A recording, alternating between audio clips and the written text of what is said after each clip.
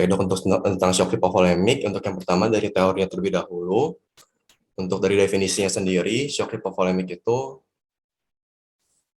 merupakan sindrom klinis yang timbul akibat kurangnya volume intravaskuler sehingga menyebabkan adanya hipoperfusi dari jaringan. Kemudian kalau untuk dari etiologinya, untuk shock hipovolemik sendiri itu dibagi dua, ada yang karena pendarahan atau shock hemoragik atau yang dengan shock non hemoragik. Kalau untuk shock hemoragik sendiri itu dapat disebabkan karena dari kasus trauma misalnya, terus adanya pendarahan, terutama misalnya pada pendarahan internal, terutama di bagian GI tract, saraf vaginam, ataupun adanya gangguan pada pembuluh darah. Bisa juga pendarahannya terdapat dari pendarahan intraoperatif. Kalau untuk sumber pendarahannya sendiri, yang terbesar itu bisa terdiri dari terdapat di rongga toraks, di rongga abdomen, rongga pelvis, di daerah tulang panjang seperti misalnya humerus atau misalnya di daerah tulang femur, dan juga di retroperitoneal. Kalau untuk shock hemoragik sendiri, itu ada kehilangan cairan melalui misalnya dari GI tract, misalnya adanya diare atau dari muntah, adanya dari kulit, misalnya pada luka bakar, adanya heat stroke atau ada gangguan kulit lain, dari ginjal misalnya adanya penggunaan obat diuretik atau misalnya kondisi aldosteron. Kemudian ini untuk bagan patogenesis dan patofisiologinya. Jadi kalau tadi yang sudah saya sebutkan sebelumnya, shock hypovolemik sendiri itu dapat terjadi karena yang hemoragik, karena adanya trauma, atau non hemoragik karena adanya dehidrasi misalnya. Kalau misalnya trauma sendiri adanya pendarahan, sehingga akan menyebabkan penurunan dari cairan intravaskuler. Kemudian dari trauma sendiri, itu dapat terjadi pengumpulan cairan di third space atau kayak suatu rongga di bagian tubuh yang bukan di intravaskular maupun intrasel. Itu tadi misalnya adanya cedera dari pembuluh darah, sehingga adanya kebocoran cairan atau darah ke space tersebut, ke ruangan tersebut. Kemudian hal tersebut juga bisa memicu peningkatan mediator inflamasi, sehingga akan meningkatkan peningkatan permeabilitas dari pembuluh darah, sehingga menambah cairan yang masuk ke space tersebut.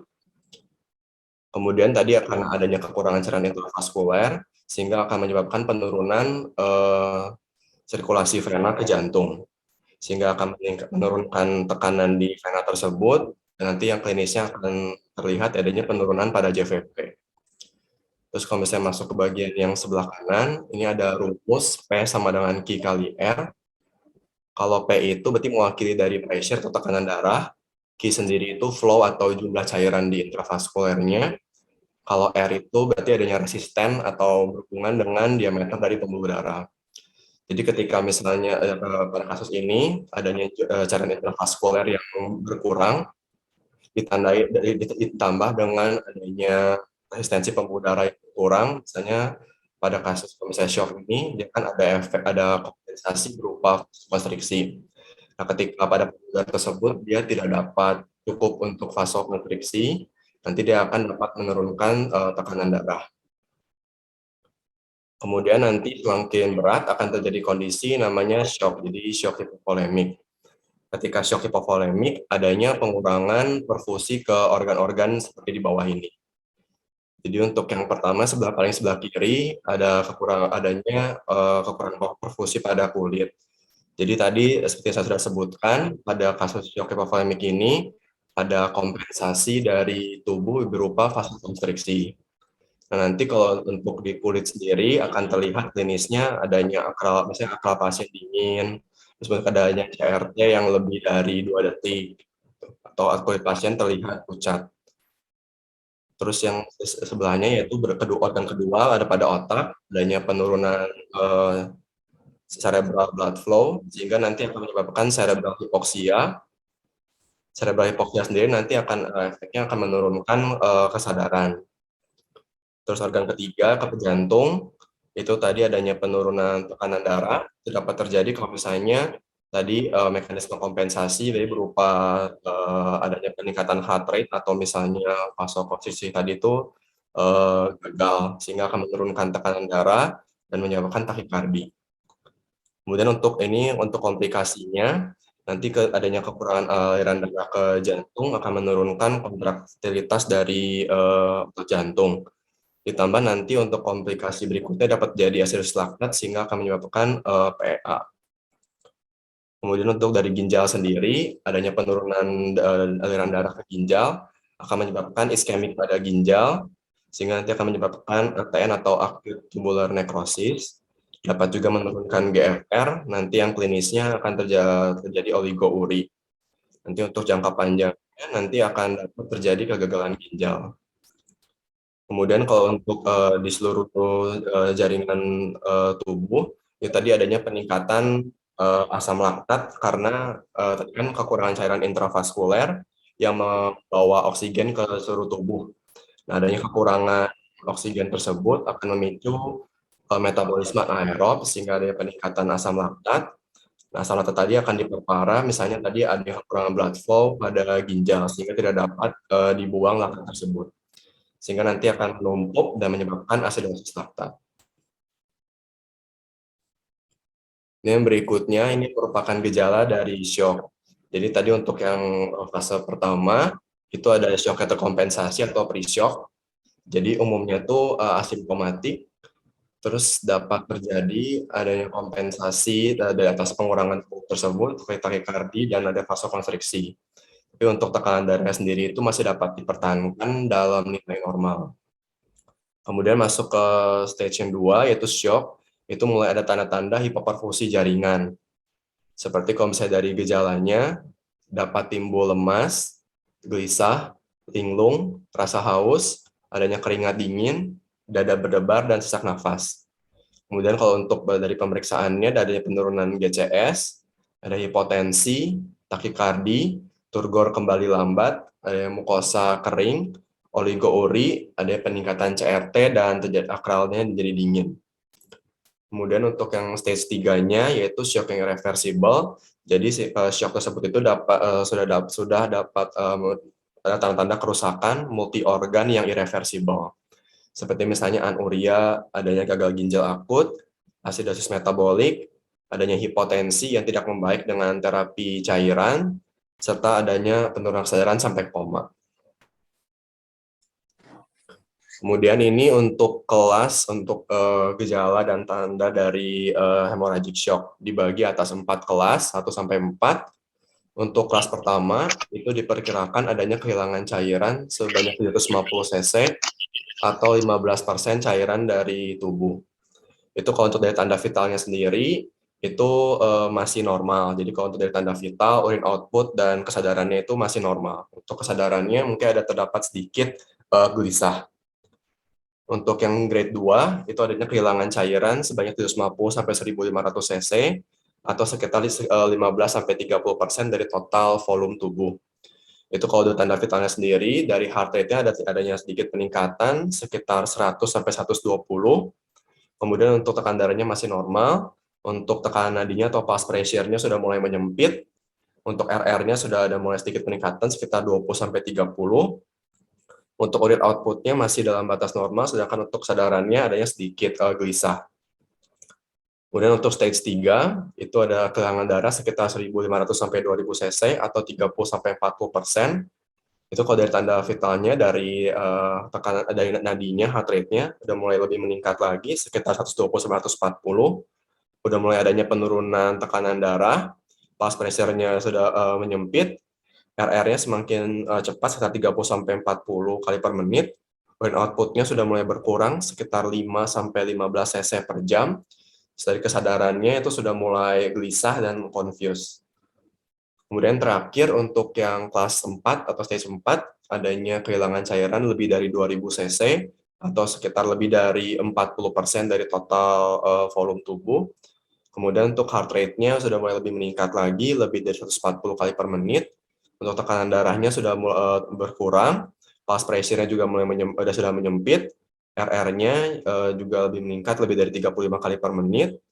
Kemudian untuk urine output-nya itu bisa tidak ada atau di bawah 5 cc per jam. Kemudian untuk kesadarannya sudah mulai menurun, sudah mulai confused sampai letargi. Kemudian untuk diagnosis shock hipovolemik sendiri itu dapat ditegakkan secara klinis ketika terdapat adanya tanda-tanda hemodinamik yang tidak stabil, serta adanya kehilangan cairan atau misalnya pendarahan. Tapi pemeriksaan fisik tersebut itu tidak spesifik karena dapat ditemukan pada jenis shock yang lain. Untuk gejala shock sendiri tidak harus ditandai dengan adanya penurunan tekanan darah sistolik lebih di bawah 90 mmHg atau MAP di bawah 65 mmHg. Jadi dapat ditemukan di atas cut-off tersebut. Kemudian untuk diagnosis bandingnya sendiri itu tadi dapat di DD dengan jenis-jenis shock yang lain. Karena untuk shock hipovolemik sendiri itu berdasarkan anamnesis itu dapat ditemukan adanya kecurigaan tanda kehilangan cairan atau pendarahan dari mana. Cuman kalau misalnya emang dari tanda kehilangan cairan atau misalnya pendarahannya sendiri itu sulit untuk dianalisa, jadi perlu dipertimbangkan adanya tanda-tanda shock yang lain. Misalnya untuk dari kardiogenik itu dapat disebabkan karena misalnya ada kegagalan jantung, kegagalan pada katup jantung atau infark miokard. Terus ada shock obstruktif itu dapat disebabkan karena mungkin emboli paru, ada kardiak tamponat, adanya tension pneumotoraks misalnya. Kemudian pada shock distributif itu dapat disebabkan karena sepsis, shock neurogenik maupun anafilaksis. Kalau untuk pemeriksaan penunjang, sebenarnya untuk pemeriksaan penunjang sendiri itu tujuannya untuk screening dan untuk mengetahui komplikasi yang terjadi setelah terjadinya shock tersebut. Itu pertama dapat dicek darah lengkap, mungkin kalau misalnya pada shock hipovolemik atau hemoragik dapat ditemukan adanya peningkatan hematokrit, terus kalau pada kasus pendarahan dapat ditemukan anemia dan trombositopeni. Kemudian cek juga fungsi ginjal dan fungsi hepar, dicek elektrolit, dan cek AGD untuk menemukan adanya komplikasi ke arah asidosis metabolik. Kemudian dapat dicek laktat serum, itu dapat menemukan adanya hiperlaktatemia. Kemudian kalau untuk kasus-kasus pendarahan seperti pada shock hemoragik, itu dapat dicek PT, APTT, dan trombositnya untuk menilai adanya koagulopati atau tidak. Kemudian untuk cek golongan darah dan cross-match untuk kebutuhan transfusi darah, serta pemeriksaan radiologi untuk mencari etiologi dari pendarahannya. Kemudian kalau untuk terapi dan pencegahannya, pertama dapat dipasang monitor untuk memantau tekanan darah, kemudian stabilisasi dari airway dan breathing, kemudian untuk circulation-nya dapat dilakukan pemasangan infus 2 jalur dengan jarum besar, misalnya pada dewasa 16-18 G atau misalnya pada remaja 18-20 G. Terus apabila belum dapat dipastikan shock hipovolemik, dapat dilakukan fluid challenge dengan kristaloid 2-4 cc per kilogram berat badan. Tapi apabila sudah dapat ditegakkan kasus shock hipovolemiknya, dapat di loading kristaloid hangat 500 sampai 1000 cc dalam 20 sampai 30 menit untuk pasien dewasa atau 20 sampai 30 cc per kilogram berat badan pada pasien anak. Terus dapat diulang bila tidak ada perbaikan klinis dan tidak ada tanda-tanda dari overload cairan. Kemudian dapat diulang sekitar 1 sampai 2 liter. Kemudian untuk pemberian cairan itu dalam jumlah besar lebih dianjurkan menggunakan cairan seperti ringer laktat dibandingkan dengan NaCl untuk mencegah terjadinya hiperkloremik metabolic acidosis. Kemudian dilakukan pemasangan kateter untuk memonitor cairan. Kemudian dapat diberikan vasopresor bila resistasi agresif tadi sebelumnya dengan cara kristaloid tidak berhasil memperbaiki hemodinamik. Kemudian atasi penyebab shock sesuai dengan etiologi yang ditemukan. Kemudian ini untuk tambahan khusus untuk shock hemoragik. Jadi untuk perbaikan atau stabilisasi di circulation-nya dapat diberikan untuk mengatasi pendarahan aktifnya dapat melakukan direct pressure atau the temporary closure misalnya atau stabilisasi dengan pelvic binder, tourniquet dan lain-lain. Kemudian dapat diberikan transfusi darah bila adanya pendarahan aktif, untuk trauma dengan pendarahan aktif dengan HB di bawah sama dengan 10 mg per desiliter, atau untuk shock hemoragik tadi yang sudah saya sebutkan untuk kelas 3 dan kelas 4. Kemudian dikatakan dapat diberikan transfusi inisial pada kasus trauma, transfusi PRC banding FFP banding TC 1:1:1. Itu dikatakan dengan pemberian transfusi inisial ini itu dapat mencegah jatuh ke dalam kondisi koagulopati. Kemudian untuk shock hemoragik kelas 4 itu dapat diberikan MTP atau Massive Transfusion Protocol itu dengan pemberian lebih dari 10 unit PRC dalam 24 jam pertama atau lebih dari 4 unit dalam 1 jam. Kemudian dikatakan dapat diberikan injeksi asam tranexamat 3 kali 1 gram, itu dapat meningkatkan survival pada pasien dengan cedera berat bila diberikan 3 jam post trauma. Kemudian dapat dilakukan tindakan operasi untuk kontrol pendarahan. Kemudian nanti setelah dilakukan terapi tadi, diberikan resusitasi, itu nanti akan dievaluasi untuk MAP-nya, targetnya 65-70 mmHg. Kemudian evaluasi rutin respon klinis seperti dari kesadarannya, apakah sudah membaik atau belum, dari tekanan darahnya, dari pulse pressure-nya, nadi, produksi urin dengan target setengah sampai 1 cc per kilogram berat badan per jam, serta tanda-tanda dari overload cairan. Dan kita masuk ke kasusnya. Untuk kasusnya sendiri ditemukan di IGD atas nama Tuan MA usia 65 tahun. Kalau dari anamnesisnya, pasien mengeluhkan adanya keluhan mual. Jadi kalau untuk riwayat penyakit sekarang, jadi pasien datang dengan keluhan mual sudah sejak 5 hari sebelum masuk rumah sakit. Untuk mual sendiri disertai dengan muntah dirasakan pasien sebanyak kurang lebih 3-4 kali per hari, terutama saat makan. Kemudian pasien juga ada mengeluhkan tidak nafsu makan serta kurang minum. Untuk keluhan penyertanya itu ada disertai dengan badan terasa lemas. Maaf, ini untuk sesaknya itu tidak ada. Kemudian tidak disertai dengan adanya batuk, pilek, nyeri tenggorokan, sesak nafas maupun dada berdebar. Untuk riwayat penyakit dahulunya, pasien belum pernah mengalami keluhan seperti ini sebelumnya. Pasien memiliki riwayat hipertensi yang terkontrol dan tidak memiliki riwayat DM, penyakit paru, penyakit jantung, dan penyakit ginjal. Kemudian pasien rutin mengkonsumsi obat amlodipin 1 kali 10 mg, candesartan 1 kali 8 mg, serta ursodeoxycholic 3 kali 1 tablet. Untuk riwayat alergi tidak ada, riwayat vaksin 2 kali Sinovac. Kemudian untuk pemeriksaan fisiknya, dari kesan sakitnya sedang, kesadarannya kompos mentis, pasien tampak tenang.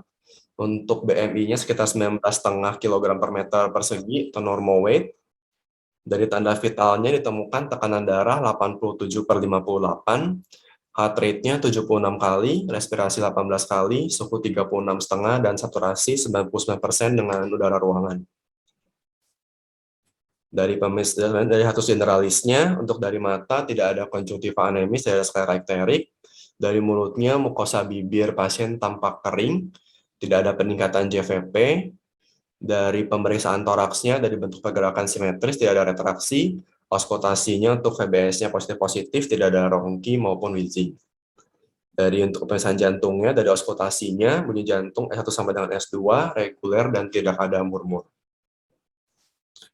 Kemudian untuk lanjut dari pemeriksaan abdomennya, dari inspeksinya datar, auskultasinya basing positif normal, dari perkusi timpani, untuk palpasinya supel, tidak ada nyeri tekan, HEPA dan lien tidak teraba membesar. Untuk dari ekstremitasnya, akralnya teraba dingin, untuk CRT-nya lebih dari 2 detik, kemudian turgornya kembali lambat, tidak ada pitting udem maupun cyanosis.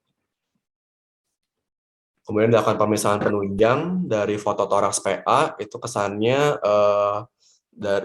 tidak ada gambaran pneumonia.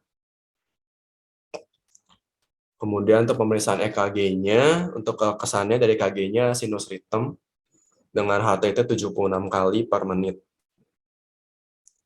Kemudian dilakukan icon saat tengah-tengah loading, setelah post loading 200 cc dengan RL, itu dari cardiac output-nya normal, tapi ada penurunan stroke volume, serta untuk preload-nya adanya penurunan dari TFC atau total fluid content-nya, sedangkan untuk FTC-nya normal. Jadi untuk kesan dari icon-nya itu ada shock hypovolemic.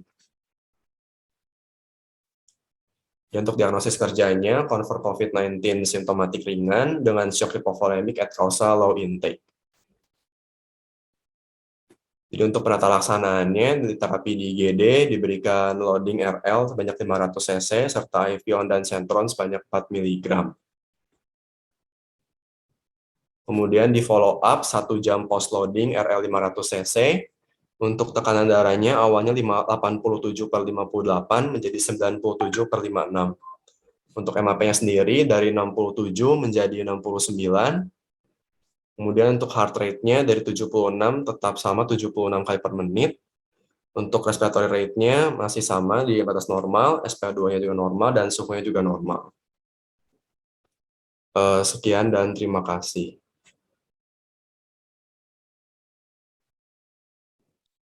Baik, terima kasih Dokter Alvin atas presentasinya luar biasa. Izin dokter kepada Dokter Hendri atau Dokter Mega mungkin menanggapi terlebih dahulu mengenai presentasi siang ini, dokter. Oke, kedengaran nggak suara saya? Halo, kedengaran suara saya? Kedengaran, dokter? Oke, ya, terima kasih. Ya, jadi pertama saya ucapkan terima kasih dan congrats ya untuk Alvin ya, untuk presentasinya ya. Jadi cukup komprehensif ya, dan cukup informatif ya. Dan tentunya dari kasus yang saya sampaikan itu bisa ada beberapa eh, ya, semacam stimulasi lah untuk bisa membuat diskusi. Nah, tapi memang ini perlu ada memang ada semacam apa ya, penyangga kali ya. Eh, dari tim lain ada nggak yang bisa menyanggah ataupun menanyakan verifikasi untuk eh, presentasinya Alvin ini? Karena memang shock itu kalau kita lihat secara umum ya, itu banyak sekali, dan tentunya dari shock yang ada ini adik-adik harus paham bagaimana membuat suatu perbandingan atau perbedaan dan juga treatmentnya, karena shock itu karena dengan treatment yang berbeda juga akan ada perbedaan terapi juga. Mungkin malah saya menanyakan ke audiens karena ada 95 orang yang partisipasi ya dalam keseluruhan. Mungkin ada yang mau ditanya nggak atau disanggah? Karena kalau ada, saya mau coba kasih gambaran buat adik-adik Indonesia. Baik, buat rekan-rekan sekalian, mungkin ada yang ingin ditanyakan, boleh langsung ketik di kolom komentar atau boleh raise hand untuk menanyakan langsung kepada narasumber. Untuk rekan-rekan dipersilahkan.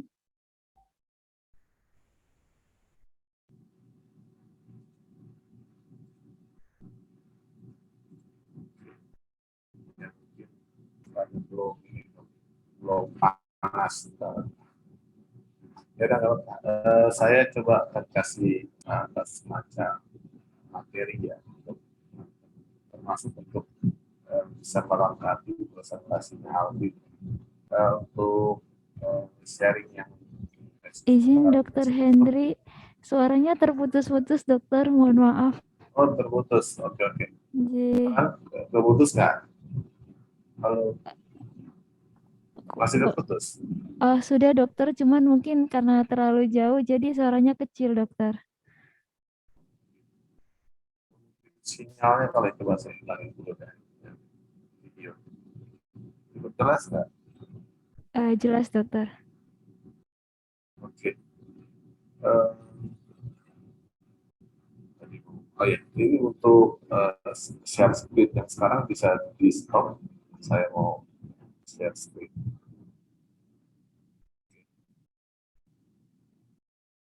Baik.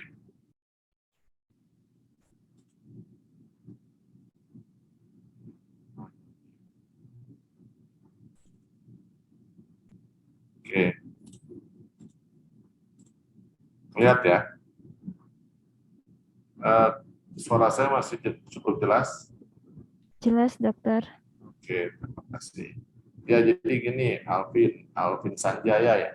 Dari mana itu sekolah S1-nya, Vin? Dari Maranatha, Dok, Bandung. Oh, Bandung. Oh, orang Bandung ya. Iya, Dok. Oke. Jadi gini, Vin. Jadi mungkin ini buat semua yang ada di dalam Zoom ini ya. Jadi saya akan coba cerita mengenai sejarah shock. Tadi Alvin bicara secara spesifik shock hipovolemik. Shock itu sebenarnya sudah ada kata-kata itu di tahun 60.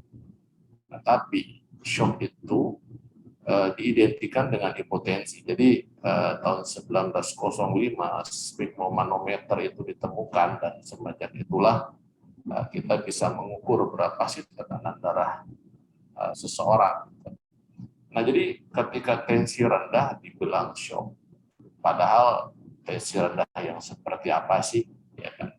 Ya, contohnya 90/60 dibilangnya shock.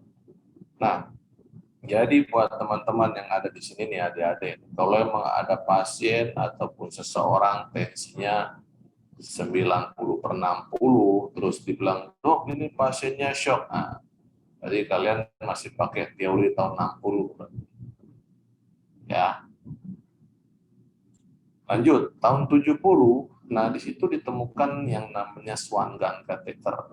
Jadi zaman saya waktu pendidikan, Swan Gun itu begitu cukup ya artinya complicated dan dibilangnya tuh wah ini knowledge-nya dewa, kelas dewa lah. Kenapa? Karena mengukur tekanan baji paru ya. Itu waktu tahun 2000-an dan ternyata memang di Indonesia tuh lagi heboh-hebohnya tahun segitu Swan Gun. Nah, di Swan Gun itu sendiri, mereka membuat suatu stratifikasi dalam shock. Ada shock hipovolemik, shock kardiogenik, sama shock distributif. Ya, shock hipovolemik tadi sudah digambarkan oleh Alvin. Kardiogenik sendiri itu yang sifatnya tidak berhubungan dengan volume, tapi berhubungan dengan pompa jantung. Sedangkan distributif itu tidak berhubungan dengan volume, tidak berhubungan dengan jantung, tapi berhubungan dengan integritas pembuluh darah.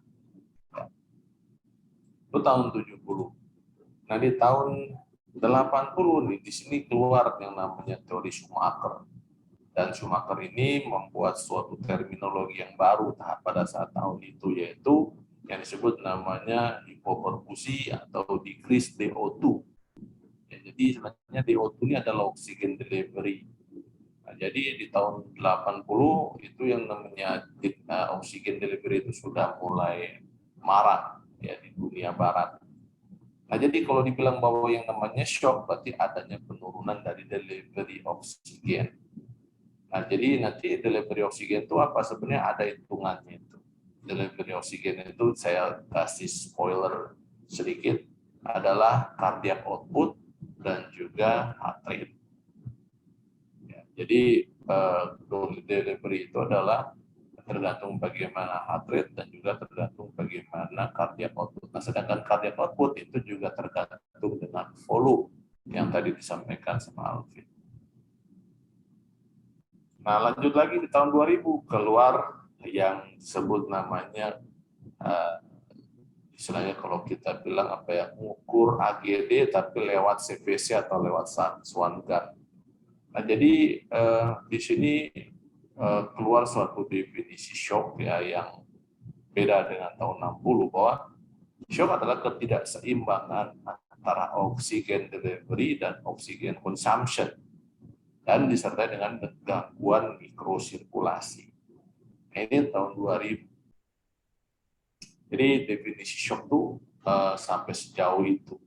Nah, ada lagi di 2011, ini ada tambahan bahwa ketika kita bicara masalahnya shock itu, shock bisa saja suatu kejadian yang mana yang sudah melibatkan tingkat seluler. Jadinya kita sering sebut adanya suatu sitotoksik yang beredar di dalam sirkulasi darah dan dia merusak sel, terutama bagian mitokondrianya, sehingga walaupun oksigennya itu walaupun jantungnya bagus, volumenya bagus ya, diantarkannya bagus ke sel, tapi sel itu tidak mau menerima atau utilisasi di dalam mitokondrianya jelek.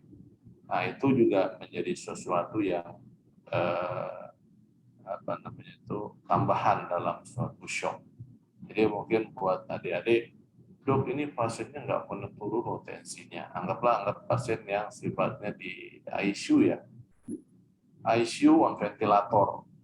Dok, pasiennya sudah kita intubasi dok dari awal, nggak telat. Udah gitu tekanan darahnya kita pantau ketat dok, nggak ada hipotensi. Saturasinya pun juga tidak pernah turun dok. Nah, ternyata terjadi shock di sini. Nah, ini yang disebut namanya perfusi baik, namun sel tidak dapat menggunakan oksigen. Jadi artinya apa? Sudah ada terjadi yang namanya kerusakan sel. Nah, ini juga salah satu yang menjadi pemberatnya adalah COVID. Ya. Karena kita tahu COVID itu bisa mengendorse sitokain. Ya. Ini bahkan ya kebetulan saya merawat salah satu teman sejawat senior ya.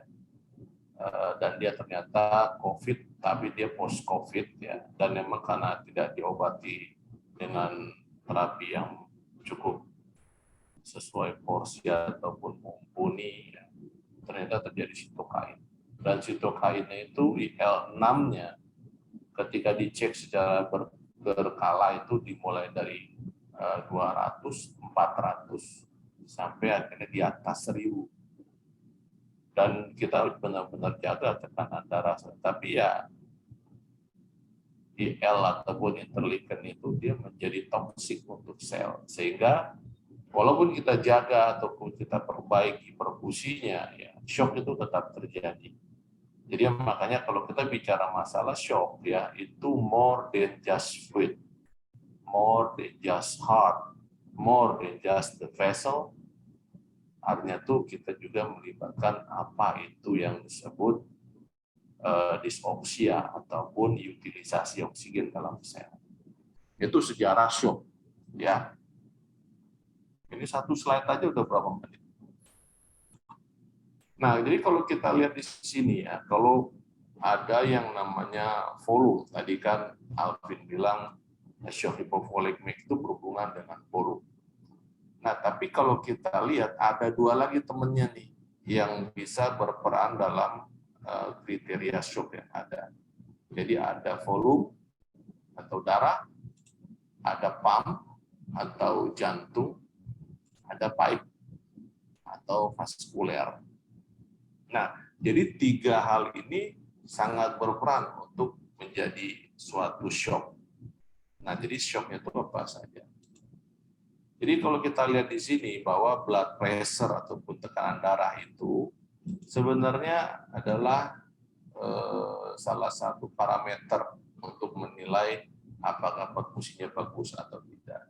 Nah, ini gambaran yang sifatnya dengan rough ya ataupun kasar ya. Jadi hipovolemik ataupun hipotensi terjadi yang kurang dari 65. Biasanya yang akan terpikir yaitu masalahnya di volume, ya.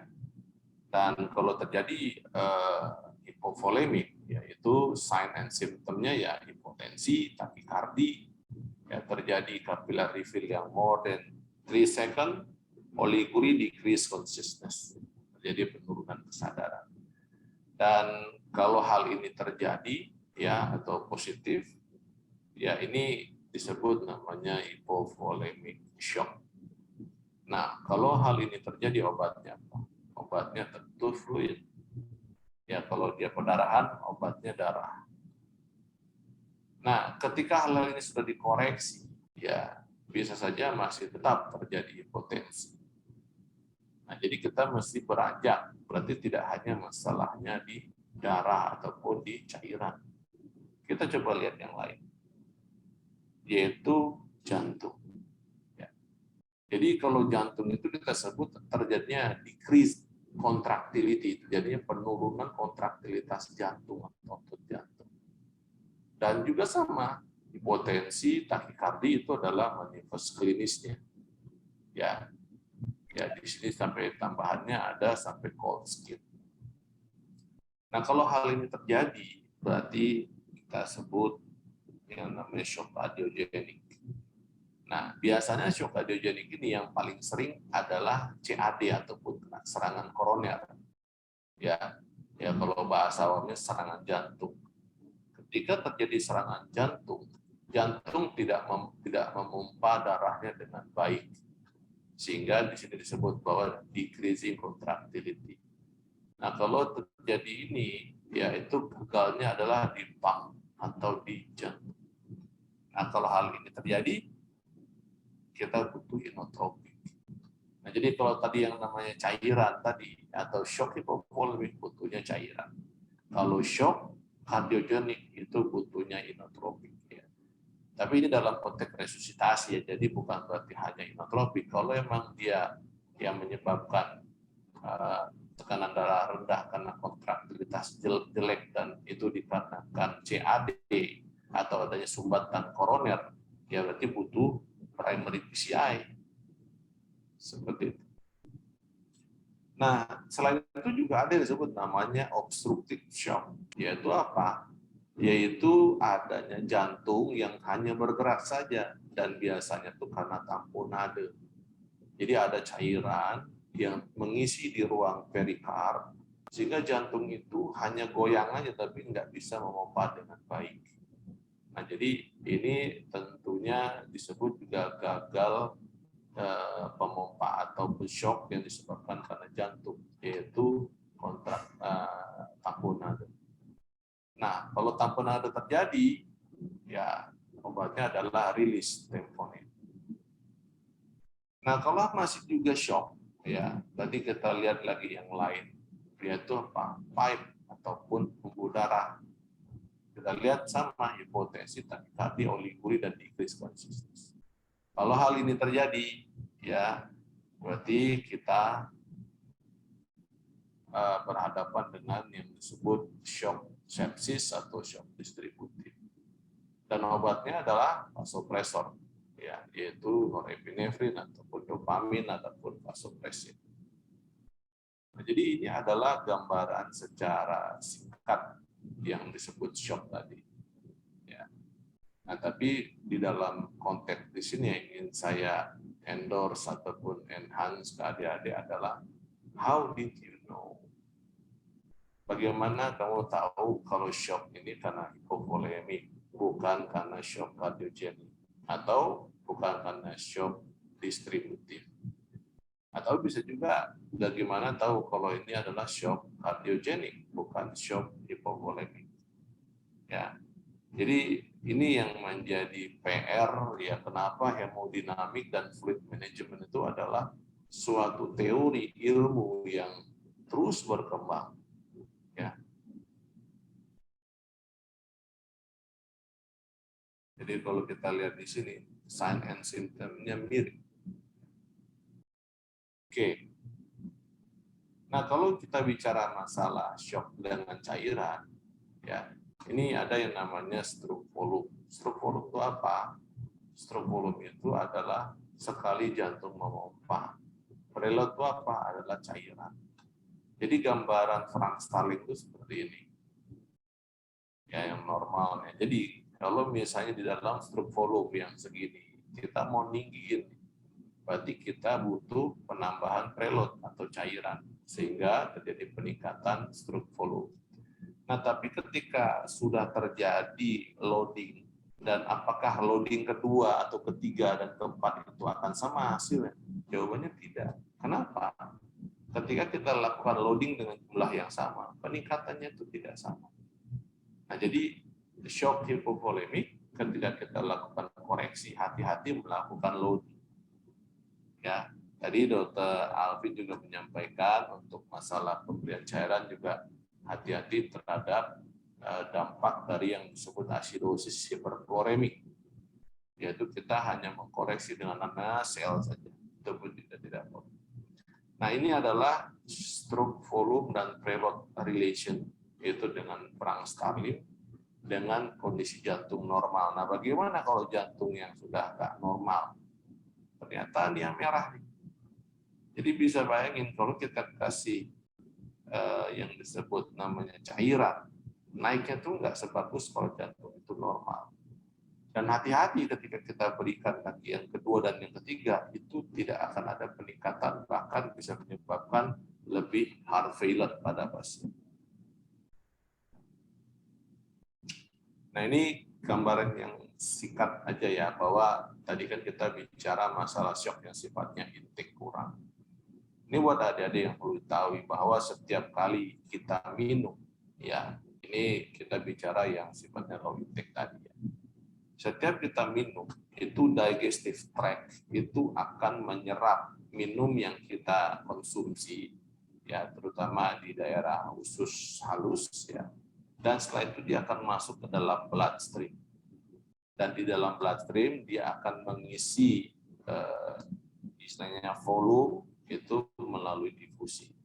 Nah, setelah dia masuk ke dalam bloodstream dan dipompa, didistribusi ke tempat yang lain, dia akan didifusikan lagi ke jaringan tisu. Ya. Jadi ke jaringan tisu ini dari di intracellular fluid. Nah, tapi bersamaan juga yang dari intracellular fluid juga dia memberikan cairan ke dalam bloodstream. Dan di sini kita lihat ada peran limfu. Kalau misalnya terjadi peningkatan dari cairan yang banyak, dia akan dikembalikan lagi ke bloodstream dan dia akan dibuang lewat urin. Ya. Nah, jadi ini adalah suatu gambaran atau milestone-nya sebuah cairan yang kita konsumsi. Dan tentunya di dalam di sini ada perpindahan dari tadi ya intra GI tract sampai ke intrasel sampai ke limfe ke bloodstream ya. Dalam perpindahan ini tentu disertai juga dengan perpindahan elektrolit dan nutrien. Ya. Karena kalau misalnya kalian pahami tekanan yang ada di dalam tubuh kita tidak hanya tekanan hidrostatik, tapi juga ada tekanan osmotik. Ya. Yang memang dia mengalir dari yang rendah ke yang pekat. Beda sama hidrostatik, dia mengalir dari yang tinggi ke yang rendah. Nah, jadi bisa saja kalau kurang minum ya akan terjadi secara relatif shock ataupun pra-shock. Tapi memang shock yang karena intake kurang itu biasanya tidak tidak sebahaya kalau memang sebagai contoh karena pendarahan, lost blood ya. Tapi juga bukan berarti yang disebut shock karena di ruangan di rumah itu adalah yang ringan, tidak. Nah, jadi kalau kita lihat di sini cairan tubuh kita mengandung 66% dari tubuh kita. Jadi kalau badan kita dimasukin ke penggilingan itu dari yang beratnya 100 itu air semua itu ada di 66%. Ya. Nah, tapi air ini tidak semata-mata tersebar merata, tapi dia terpisah dengan beberapa kompartemen. Dan dia juga bergerak menembus membran yang ada di sekitarnya untuk membuat kondisi equilibrium. Equilibrium itu adalah seimbang. Jadi seperti ini. Jadi ada yang namanya cairan intrasel dan ekstrasel. Intrasel itu adalah intracellular fluid, cairan yang berada di dalam sel. Kalau ekstrasel ataupun cairan ekstrasel adalah yang ada di luar sel, ya, yang ada di seluruh tubuh. Nah, tapi di dalam ekstrasel ini dibagi lagi, ada yang namanya plasma, ada yang namanya interstisial. Yang plasma ini adanya di dalam pembuluh darah, yang interstisial ini adanya antara pembuluh darah dan sel. Ya. Nah, juga ada cairan-cairan yang memang tidak dihitung karena dia sedikit volumenya, yaitu seperti apa? Seperti sinovial ya kan, ataupun air yang ada di bola mata, air yang ada di sendi, ya, atau cerebrospinal fluid, ya, cairan yang ada di tulang belakang, ya, masuk cairan-cairan lain seperti di empedu. Nah, itu adalah cairan, dan dia adalah bagian yang paling sedikit yang ada dalam tubuh. Oke, nah ini gambarannya. Jadi kalau misalnya ini darah, pembuluh darah, ya ini sel. Jadi di dalam plasma ini disebut ada intravascular fluid, ya, dan dia dinding darah dinding pembuluh darahnya disebut capillary endothelium, ya. Di sini ada intrasel dan ada interstisial. Interstisial itu adanya di antara intrasel dan di pembuluh darah. Nah, jumlahnya ternyata seperti ini. Jadi ternyata yang banyak itu adalah intrasel. Intrasel itu ada 40%. Ya. Sedangkan yang interstisial itu ada 16, yang di plasma itu ada 4%. Nah, jadi ini kalau dijumlah adalah 60%. Ya, jadi tadi yang saya bilang bahwa kisarannya itu bisa 66, bisa 60%, ya, itu tergantung sama umur. Jadi sebagai contoh, ketika baru lahir, itu air yang ada pada bayi itu bisa sampai 80% lebih. Tapi ketika sudah mulai dewasa, dia akan disinkronkan menjadi kurang lebih 60%. Kalau ketika pasien geriatri, dia juga relatif akan lebih sedikit cairan. Oke. Nah, ini yang disebut kalau kita membuat suatu infus. Jadi infus itu ketika diberikan, ya anggaplah radikal asetat, radikal laktat, normal salin, ya. Dia ketika diberikan itu, yang diberikan itu pasti lewat plasma, yaitu lewat pembuluh darah. Nggak ada yang namanya infus langsung masuk ke intrasel atau masuk ke interstisial sel. Nggak mungkin. Ya. Jadi selalu seperti ini. Jadi ketika diberikan di dalam pembuluh darah, dia akan berdifusi masuk ke interstisial dan dia akan berdifusi lagi masuk ke intrasel. Nah, jadi bisa bayangin kalau misalnya nih ada bengkak, ya bengkaknya itu ada di intrasel. Itu butuh waktu untuk narik yang ada di intrasel, yaitu dengan memperbaiki penyebabnya, memperbaiki tekanan osmotiknya, tekanan darahnya, sehingga air yang ada di intersel bisa bermigrasi ke plasma dan dia bisa dibuang lewat urin. Biasanya dibantu juga oleh kelenjar limfu. Ya. Jadi seperti itu. Dan kalau kita lihat pasien yang dalam kondisi hipovolemik, ya rata-rata kita memberikan cairan itu terlampau berlebih. Ya, jadi tidak hanya masalah komponen seperti regimen yang kita harus ketahui. Misalnya tadi yang dibilang Dr. Alvin, jangan NaCl terus ya, nanti jadi asidosisnya pengeluaran. Betul. Tapi tidak hanya istilahnya itu jenisnya, tapi juga jumlahnya. Karena ketika fluid resusitasi diberikan, ya dia tuh akan mencetuskan tisu hipoksia. Jadi sebagai contoh gini, ini ada pasien shock. Nah, karena dia shock terjadi hipoperfusi. Hipoperfusi ini terjadi yang disebut tisu hipoksia. Nah, ketika kita tidak membuat suatu istilahnya tuh apa namanya targeted terapi, terus aja kasih 30 cc per kilo, 30 cc per kilo. Yang hipoperfusi, yang tisu hipoksia ini, ya tentunya dengan agresif fluid yang diberikan itu akan mencetus yang namanya udem tisu ataupun udem interstisial dan endosel. Nah, ketika hal ini terjadi, ya tentunya akan menyebabkan hipoksia juga tisu. Jadi hipovolemik, ya itu hipoperfusi, ya identik dengan tisu hipoksia. Nah, dengan pemberian fluid resusitasi, itu pun juga kalau tidak ada remnya, kita juga akan membuat udem formasi, yang mana menyebabkan tisu hipoksia juga. Nah, jadi, kalau kita lihat di sini, hati-hati. Ketika kita koreksi pasien dengan shock hipovolemik, that can induce tisu hipoksia. Ya. Nah, jadi kenapa saya siapkan slide ini? Karena supaya adik-adik ketika ingin mengoreksi yang sifatnya hipovolemik, hati-hati bahwa kita juga harus punya batasan dalam mengkoreksinya. Jangan sampai kita buat koreksi sampai akhirnya terjadi udem. Ya. Nah, ini juga salah satu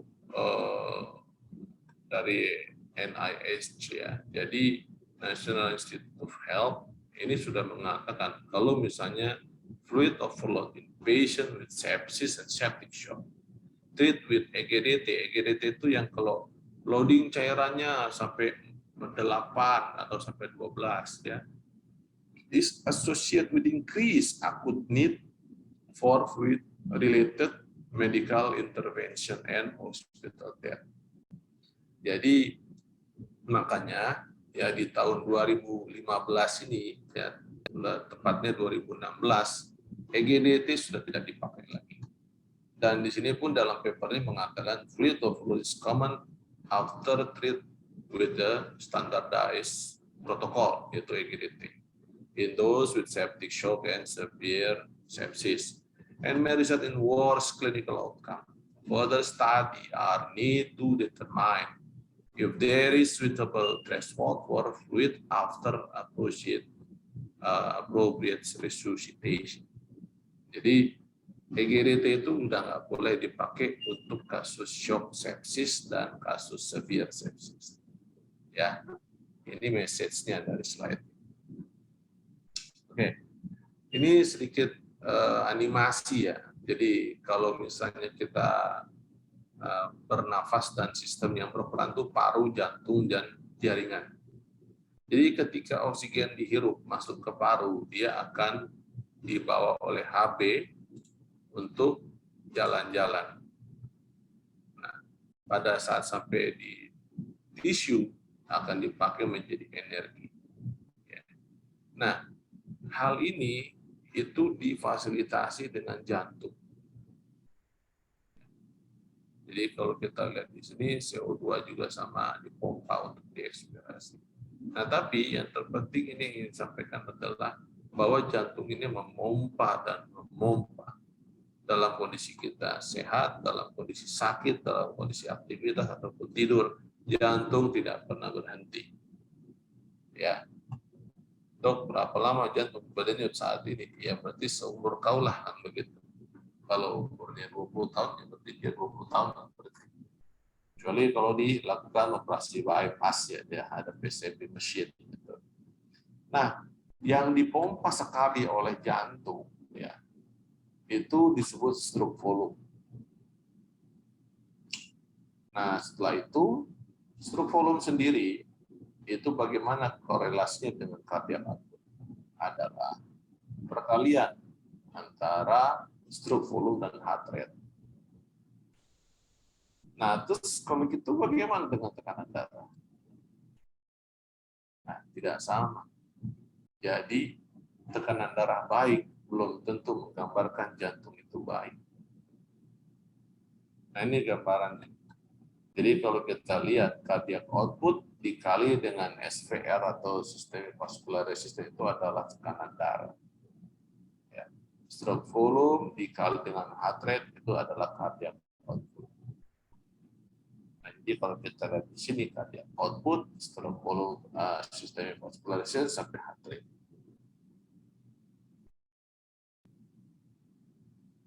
Oke. Nah, jadi korelasinya siapa sih dengan yang tadi disebutkan? Jadi di sini ada yang namanya tekanan darah, cardiac output, dan SPR. Kalau ditanya misalnya, dok, kalau cardiac outputnya rendah, gimana dok? Berarti tekanan darah juga rendah dong. Oh, belum tentu. Kenapa? Karena ketika cardiac output rendah, ya, baik karena preload yang kurang seperti hipovolemik, hemoragik, ya. Jika hal itu terjadi begitu juga karena kontraktilitas yang jelek, ya, itu tidak selalu membuat tekanan darah itu turun. Bisa aja tekanan darah itu normal, ya, atau bahkan bisa lebih tinggi. Ya, tapi ini dikarenakan ada peran serta dari SPR yang doubling nilai tinggi. Jadi perkalian cardiac output tadi yang rendah dengan SPR yang tinggi akan membuat blood pressure sepertinya normal. Jadi makanya sering di dalam ICU treat the patient, not the monitor. Ya. Karena cardiac output itu sampai sekarang belum ada yang menyiapkan maintenance alat-alat. Yang ada adalah lewat echo. Jadi kalau misalnya kalian ada dokter jantung melakukan echo, tanyain, dok, cardiac outputnya berapa? Oh ini kayaknya 5 liter sih, masih oke lah 5 liter. Tapi ada juga, wah cardiac outputnya cuma 1,8 liter ini per menit. Tapi kenapa tekanan darahnya tinggi? Ternyata pasien ini tidak sepsis sehingga dia bisa melakukan vasokonstriksi masif. Oke, begitu juga, nah ini yang disebut kompensasi. Begitu juga kalau ada kejadian di mana SPR-nya rendah, misalnya, anggaplah karena dia sepsis. Misalnya. Nah, ketika hal ini terjadi, baik karena sepsis, anaphylactic shock, ya, itu yang namanya tekanan darah masih bisa normal bahkan tinggi. Kenapa? Karena ada kompensasi dari cardiac output, sehingga membuat SPR yang rendah itu dikalikan dengan tinggi membuat tekanan darahnya menjadi lebih tinggi. Jadi makanya disinilah pentingnya memahami. Nah, jadi kalau misalnya ada pasien dengan shock dan ditunggu sampai hipotensi, ya jadi di sini disebutkan if you wait for hypotension to treat shock, you wait too long. Jadi jangan sampai dia hipotensi dulu.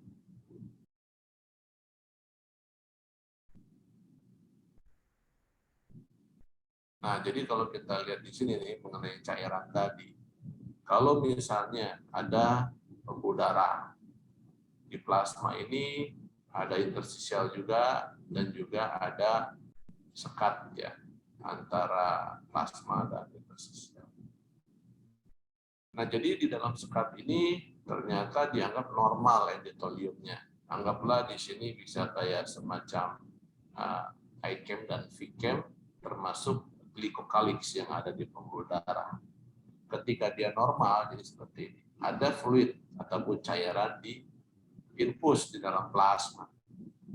Ketika dia diinfus, ya, dia akan leakage. Kenapa? Karena yang namanya pembuluh darah itu, dia tuh ruangan tertutup pembuluh darah. Jadi sebagai contoh, misalnya saya diinfus 1.500 itu nggak semuanya masuk dalam pembuluh darah. Itu ada fase dia keluar dari pembuluh darah. Nah, ketika dia keluar, ya itu ada sistem limfatik juga yang membalikan ke dalam plasma sehingga dia akan dibuang melalui urin. Ya, ini yang normal seperti ini. Ya, jadi kalau misalnya seorang sehat ya di loading banyak, ya, nggak usah khawatir. Selama sistem limfanya bagus, dia akan keluar lewat kencing. Makanya kalau misalnya kalian pernah diinfus, rasanya pengen pipis, yaitu itu adalah respon kompensasi tubuh. Nah, bagaimana dengan critical care atau high risk surgery? Jadi kalau kita lihat di sini ada pembuluh darah, ada interstisial, ya. Nah, cuman bedanya kalau critical care, yang namanya sekat ini impairment. Jadi dia terjadi permeabilitas kapiler. Nah, jadi kalau misalnya ada infus masuk ke dalam plasma, ya, dia itu akan cenderung ekstravasasi, sehingga apa? Di dalam plasmanya itu tidak pernah terpenuhi. Ya, jadi seperti itu. Dan tentunya dengan adanya leakage tadi, itu akan masuk dan terakumulasi di dalam intrasel ataupun interstisial, dan dia akan menjadi edema. Nah, di sini ada limfatik yang masih mencoba untuk membantu. Ya. Jadi in critical ill, leakage atau lymphatic flow dan tissue lymph itu adalah peran-perannya yang memang membantu bagaimana bisa melakukan manajemen dalam cairan. Nah, ini juga lain lagi. Ini adalah hubungan antara jantung, kidney, endotel, sama limfatik. Ya. Jadi ini dalam konteks resusitasi. Ada jantung, ada endotel, ada limfit, ada kidney. Jadi ini yang terpenting. Oke, ini saya akan tanya dulu ke audiens. Ada nggak yang mau ditanya di sini? Saya serahkan ke moderator dulu kali ya. Silakan moderator.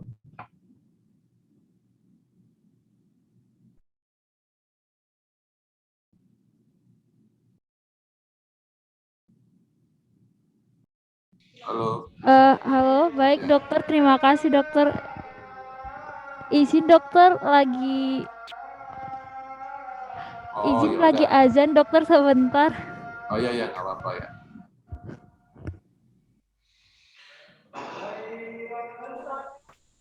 Ini saya coba isi dulu ya untuk yang misalnya saya baca ini. Selamat siang dokter, terima kasih atas info. Saya ingin tanya parameter apa yang digunakan untuk mengevaluasi resusitasi cairan? Mana yang paling baik? Oke. Yang kedua, tindakan apa yang bisa kita lakukan jika terjadi over resusitasi cairan? Ini pertanyaannya bagus nih. Apa Yasrib ya? Muhammad Yasrib. Tip 3. Mungkin Alvin ada mau coba jawab dulu nggak, Vin?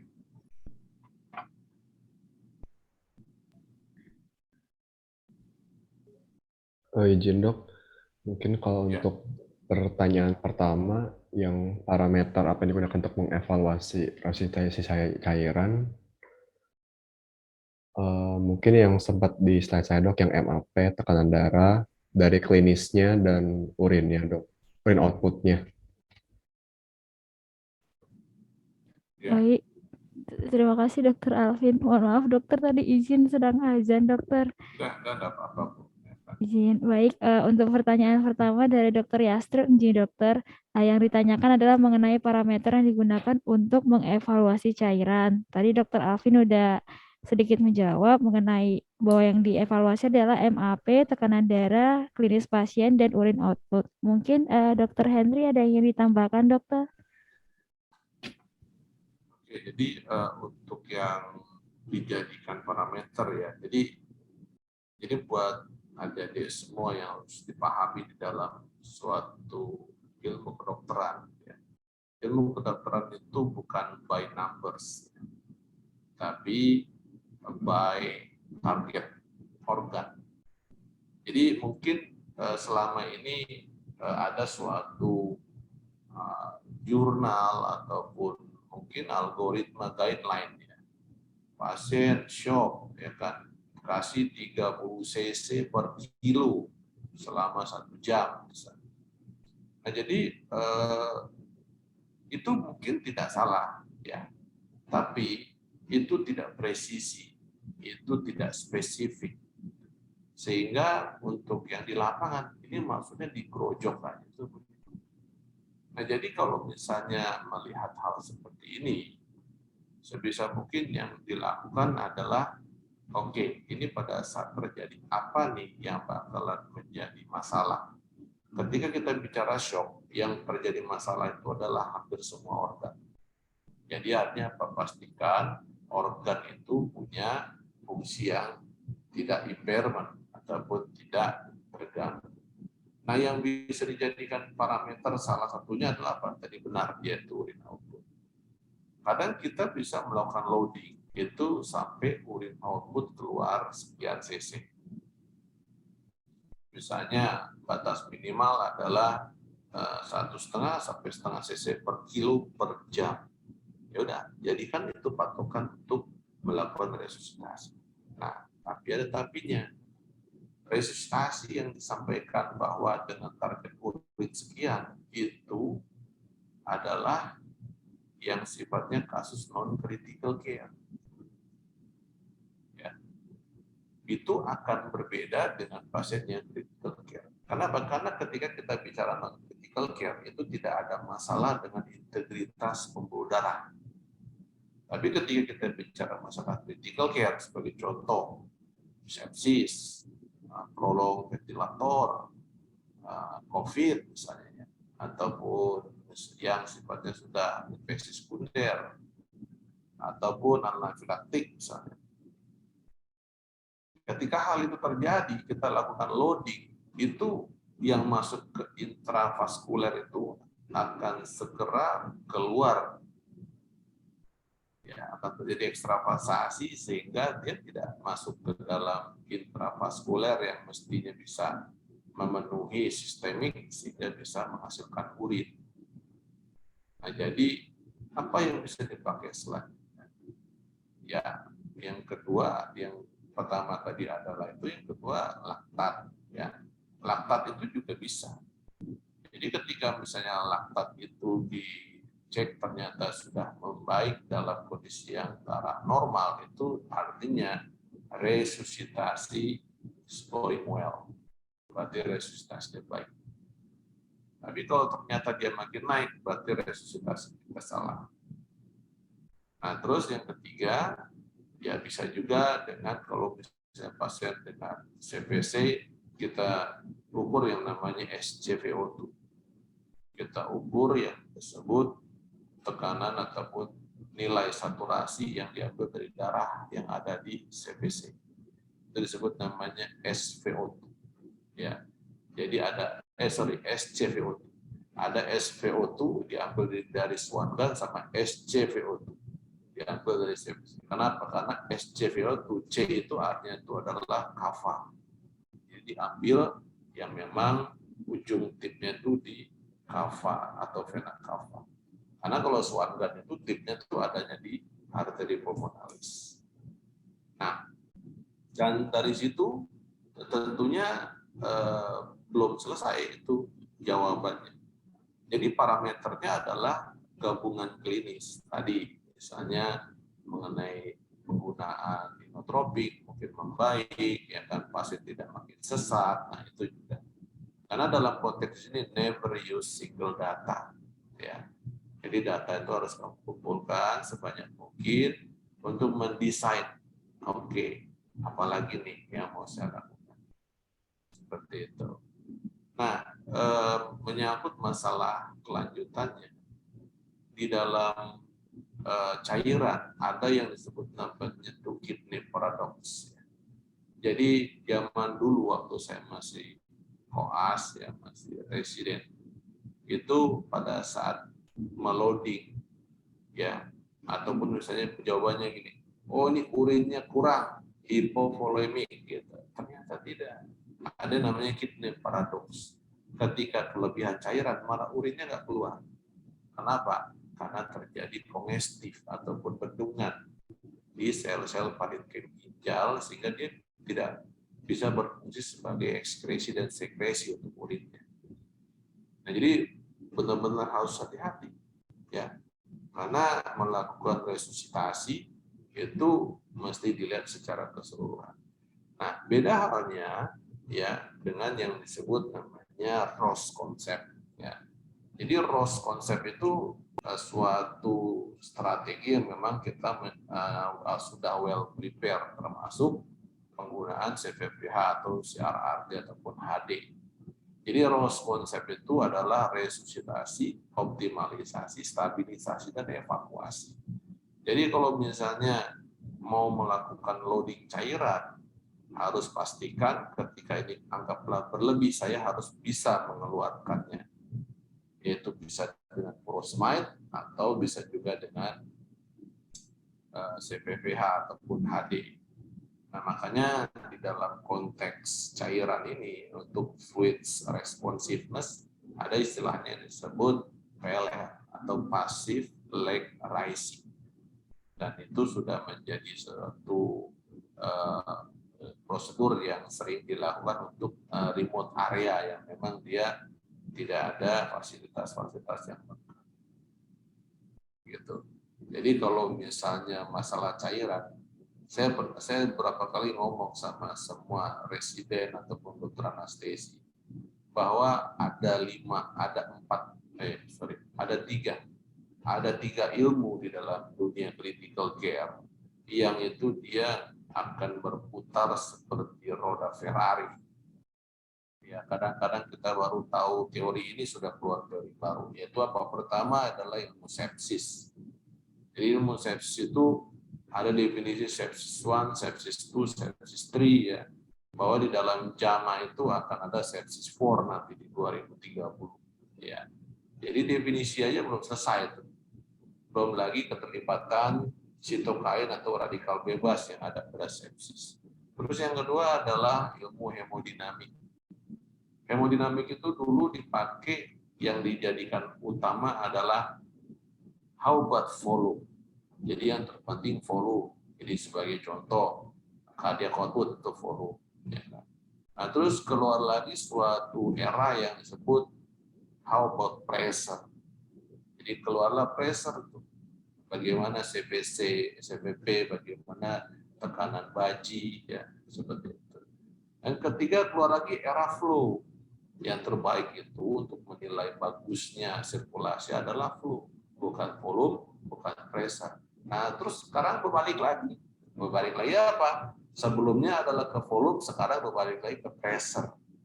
Jadi yang namanya resusitasi ada yang disebut namanya deresusitasi, yaitu dengan target pressure CPC 0 sampai 4. Nah, jadi bisa bayangin bahwa ilmunya berkembang terus. Nah, yang ketiga adalah ilmu fluid management. Ini related dengan ketiganya, dengan sepsis dan hemodinamik. Fluid itu sampai sekarang masih ribut, misalnya nih ada DPJP banyak gitu ya, masih pasti yang namanya pendiskripsi pendapat akan ada. Ketika dia kurang cairan atau shock, istilahnya when we have to start loading, itu aja masih pro dan kontra. Setelah di loading, when we have to stop loading, ada yang bilang jangan loadingnya jangan di stop, lanjut. Begitu ada lagi when we have to start removing the fluid. Berarti apakah dengan lasik sekarang atau dengan CPPH sekarang atau dengan HD sekarang, itu pun masih pro kontra. Ada yang pro, ada yang enggak. Dan terakhir ada lagi yang disebut when we have to stop removing the fluid. Jadi itu banyak sekali yang menjadi pro dan kontra. Nah, jadi di dalam ilmu fluid, ilmu hemodinamik, dan ilmu sepsis, ya siap-siap aja belajar terus. Ya, itu yang nomor 1. Saya balikin lagi nih ke moderator. Izin Kebanyakan dokter. saya jawabnya. Nggak apa-apa dokter. Izin untuk pertanyaan nomor 2, dok. Tindakan apa yang bisa kita lakukan jika terjadi over resusitasi cairan? Mungkin dokter Alvin mau mencoba menjawab terlebih dahulu. Ya, gimana Fit? Izin dok,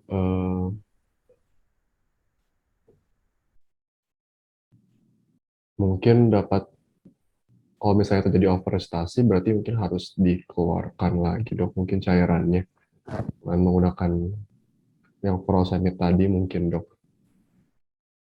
Baik, Ya. terima kasih. Dokter Henry, mohon arahannya dokter. Ya, baik. Ya, terima kasih ya. Jadi begini, tindakan apa yang bisa kita lakukan jika terjadi over resusitasi cairan. Nah, jadi yang pertama itu adalah kita sebelum what to do dulu ya, kita mesti learn artinya tuh apa, bahayanya of overload. Jadi buat adik-adik ini yang bisa baca di Marik and Brain itu di 2014 itu ada papernya jelas sekali bahwa yang namanya overload ya itu adalah related dengan mortality. Nah, artinya itu bagaimana? Mungkin berpikirnya adalah bagaimana kalau fluid overload dan bagaimana mengevakuasi. Ya, tapi ada yang lebih bagus lagi berpikirnya bagaimana kita bisa melakukan resusitasi tanpa fluid overload. Makanya sekarang ada yang disebut namanya small volume resusitasi. Small volume resusitasi itu adalah apa? Bagaimana kita memberikan cairan, ya, itu tidak banyak, ya, dan juga tidak banyak yang ekstravasasi, ya, tapi bisa optimal, gitu loh. Artinya itu apa? Dalam konteks memberikan cairan plus menggunakan vasopresor. Ya, ini saya langsung jawab yang nomor 2 karena ini berhubungannya. Bahwa di dalam critical care dengan integritas pembuluh darah yang tidak baik itu bagaimana? Oke. Nah, jadi tadi kan saya sampaikan karena adanya integritas pembuluh darah yang jelek itu janganlah sampai fluid overload. Karena di dalam fluid overload yang related sepsis ada yang disebut namanya GIPS. GIPS itu Global Increase Permeabilitas Syndrome. Dan itu korelasinya adalah ke kematian. Nah, jadi kalau misalnya pada pasien sepsis itu meloading cairan itu sebisa mungkin malah kita melakukan restriksi. Nah, lalu bagaimana dok untuk masalah yang integritas ini? Oke, saya cerita sedikit bahwa dulu ya zaman saya itu istilahnya iChem, VChem ya itu adalah suatu yang sering kita pelajari dari adanya bagian dari dinding pembuluh darah. Nah, tapi tidak ada yang mengupas, ada yang kayak rambut gitu loh. Di lebih dalam lagi ternyata dengan adanya mikroskop yang bisa magnifier sampai 5.000 sampai 10.000 baru ketahuan ternyata selain iChem sama VChem yang menjaga integritas pembuluh darah ada lagi yang disebut namanya glikokalix atau glikoproteoglikan. Nah, glikokalix ini dia menjaga yang namanya pembuluh darah itu tetap terintegrasi baik sehingga yang disebut cairan itu tidak extend ataupun tidak terjadi ekstravasasi.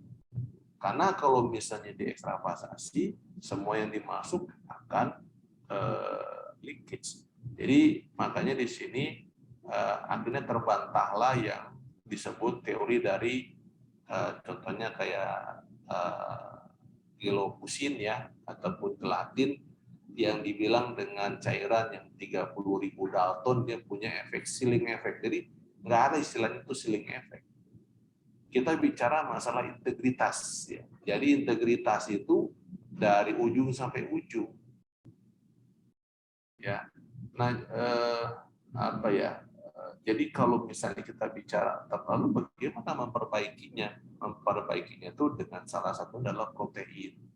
Jadi sekarang sudah mulai masuk yang namanya small volume resusitasi itu dengan pemberian albumin 5%. Jadi kalau kalian lihat di dalam farmasi ya, itu seharusnya itu tidak hanya albumin 25% sama 20%, ada namanya albumin 5%.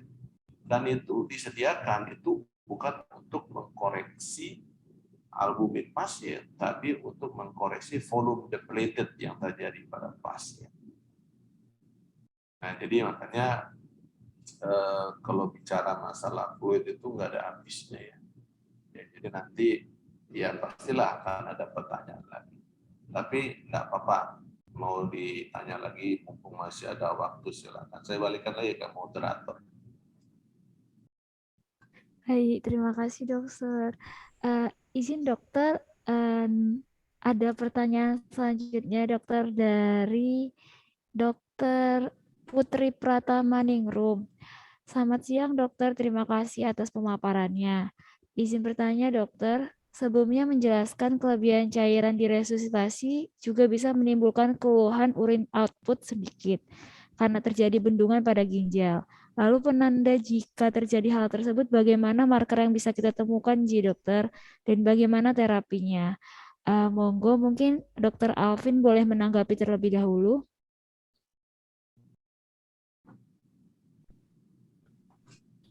Oh ya, izin dok.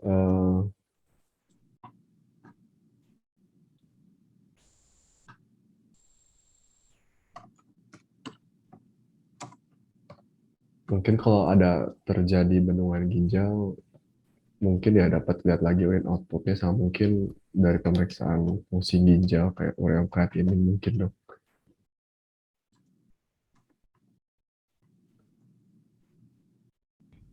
Baik, terima kasih Dokter Alvin. Mungkin dengan menilai hasil urin output dan marker-marker ginjal ya dokter ya. Monggo Dokter Hendri mohon arahannya dokter terkait pertanyaan terakhir mungkin ya dok. Karena jam 2 nanti ada laporan jaga. Jam 4 dokter maksudnya. Ada laporan jaga dokter. Ya, nggak apa-apa. Oke, ini pertanyaannya bagus ya. Jadi kalau kita tanyakan sebenarnya kalau untuk melihat urin, jadi urin itu ya ginjal itu punya fungsi itu sebenarnya itu ada 3 yang dominan fungsi ekskresi, sekresi sama ekskresi, sekresi sama absorpsi. Nah, jadi sebenarnya yang paling gampang kalau melihat urin bermasalah ginjal ini adalah apa? Adanya mulai gangguan elektrolit imbalance. Ya, sebagai contoh kalium sudah mulai naik, yaitu itu ginjal sudah mulai bermasalah. Selain daripada urin output secara klinis. Nah, tadi juga ditambah dari Alvin, bisa juga kita melihat bagaimana fungsi dari urium kreatininnya, maksudnya nilainya. Nah, kalau memang mau lebih extend lagi ya kita bisa cek dari NGAL ya, ataupun protein S, ataupun protein C.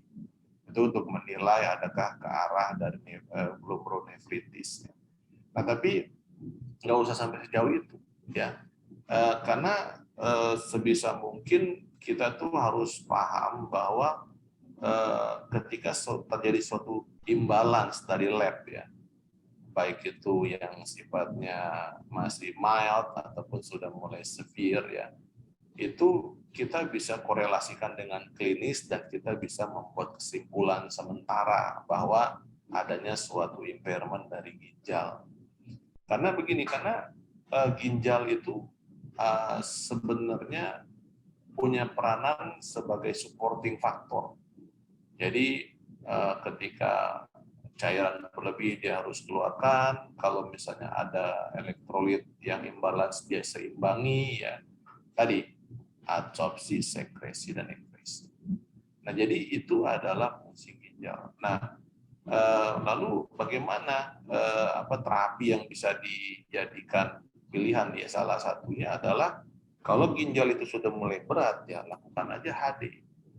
Nah, jadi buat adik-adik tolong disebar ke semua, ya bahkan kalau perlu ke saudara-saudara kalian, bahwa yang disebut orang awam itu selalu bilang kalau sudah cuci darah itu akan cuci darah seumur hidup. Itu adalah paradigma yang salah, ya bahkan bisa menyesatkan. Ketika kita bisa melakukan cuci darah lebih awal, ya itu kita bisa mencegah ginjal itu menjadi fatik atau gagal ginjal yang akhirnya mesti menjadi cuci darah seumur hidup. Sebagai contoh di sini saya banyak pasien-pasien saya, anggaplah misalnya dengan urium kreatinin sudah mulai tinggi dan harus dilakukan CT kontras misalnya atau embolisasi dengan kontras. Ya jangan sampai rusak itu ginjal. Kita lakukan HD inisiasi dulu untuk membuang kontras, untuk menjaga jangan overload ya, sehingga ginjal itu dalam kondisi lebih baik. Jadi contohnya itu adalah kayak dorong mobil gitu loh. Kalau mobil itu masih bisa ada listriknya, didorong istilahnya sambil melepas kopling hidup dia, udah nggak usah didorong lagi. Tapi kalau misalnya udah soak itu yang namanya mobil ya udah dorong terus itu sampai bengkel itu. Nah, jadi harus berpikir seperti itu ya. Dan ya kembali lagi ini ilmu yang terus berkembang, jadi kalian ya jangan ya rajin-rajinlah untuk baca jurnal, baca artikel. Seperti itu ya, saya balikin ke moderator. Ini Dokter Mega belum dikasih komen itu, suruh komen juga itu buku moderator. Siap dokter. Terima kasih dokter untuk pemaparannya. Mungkin dokter Vega ingin menambahkan dokter? Waduh, Mega mah nggak ada apa-apa. Sama aja dok, Mega audiens juga. Aduh dokter, terima kasih dok. Sebenarnya kuliah dokter Henry kuliah advance sebenarnya yang kalian sebenarnya nggak bisa dapetin dengan mudah harusnya. Ya dokter Henry ya. Gitu. Jadi ya maksudnya ya alhamdulillah dokter Henry bisa ngajarin kita. Saya juga ikutan belajar sih dok. Baik lagi yang semua dokter Henry kasih tahu lagi, mungkin mudah-mudahan bisa ngebuka wawasan teman-teman sekalian kalau ternyata yang namanya shock, yang namanya tata laksana atau bahkan kita untuk menegakkan shock saja itu bukan hal simpel gitu. Saat kita frustasi kita juga mesti pikirin lagi. Ya udah nggak kayak dokter yang bilang tadi, kalau overload itu nggak cuman simply overload aja gitu. Kita udah membuat masalah baru lagi sebenarnya dok ya. Kalau overload itu bukan sekedar yang overload ya udah kelebihan kurangin, kasih lasik, kasih prosemid gitu, nggak kayak begitu gitu. Makanya mengenai EGDT juga harus ini ya dok ya, benar-benar mesti dipahamin ya dok. Iya. Jadi baik lagi yang dari mengenai yang namanya hipovolemik, untuk tata laksana restorasinya intinya mesti dibuktikan dulu kalau memang terjadi adanya kekurangan cairan ataupun darah. Itu aja sih. Cuman kalau boleh komentar soal kesiapan dari presentator, sepertinya presentator masih belum kurang siap kalau menurut saya Dr. Hendy gitu, karena pertanyaan-pertanyaan yang dilemparkan audiens sepertinya superficial banget jawabannya.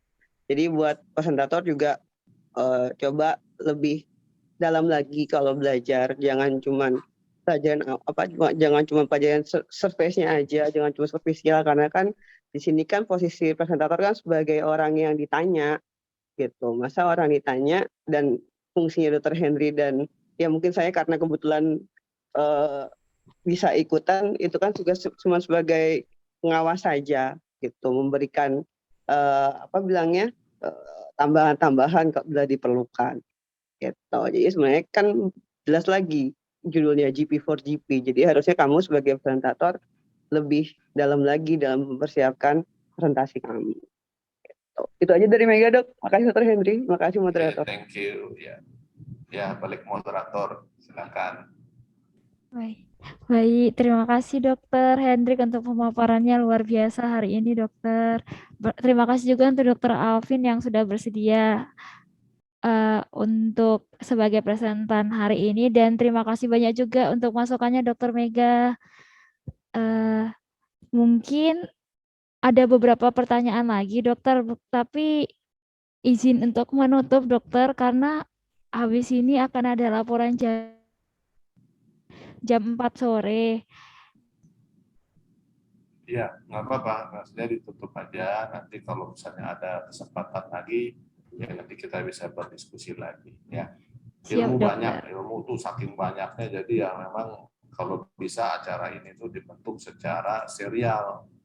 Ya, jadi saya mungkin anggaplah sebagai orang tua yang ngasih tahu bahwa ilmu itu korelasinya dengan otak kita itu persis seperti apa? Seperti botol kecap.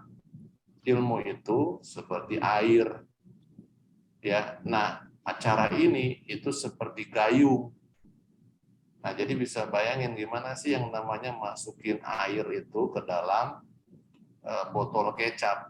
Itu pertama gayungnya tuh diisi airnya, udah gitu dicucurin pelan-pelan. Sampai yang namanya botol itu berisi. Nah, jadi nggak bisa bahwa ilmu itu langsung diguyur gitu, nggak akan ada yang masuk yang ada.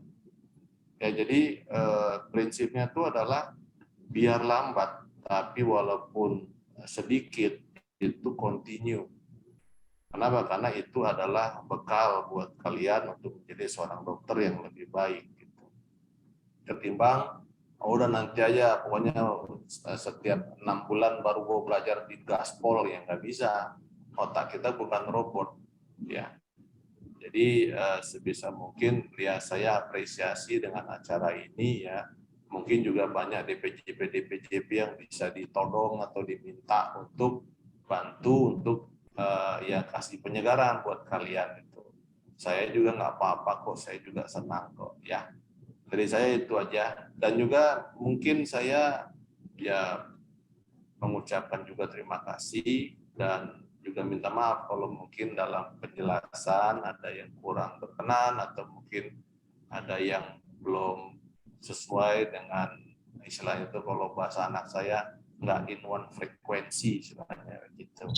Dan yang ketiga adalah harapannya ya mudah-mudahan semua kalian jebolan RSDC itu bisa menjadi dokter yang lebih baik dan terus baik. Dari saya itu saja. Ya, amin. Terima kasih banyak dokter. Sebelum kita menutup sesi ilmiah hari ini, ada baiknya mungkin kita foto bersama dulu ya dokter ya.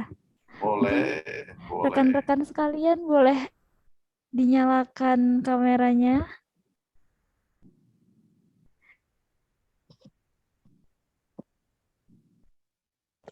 Ada yang di zona merah ya?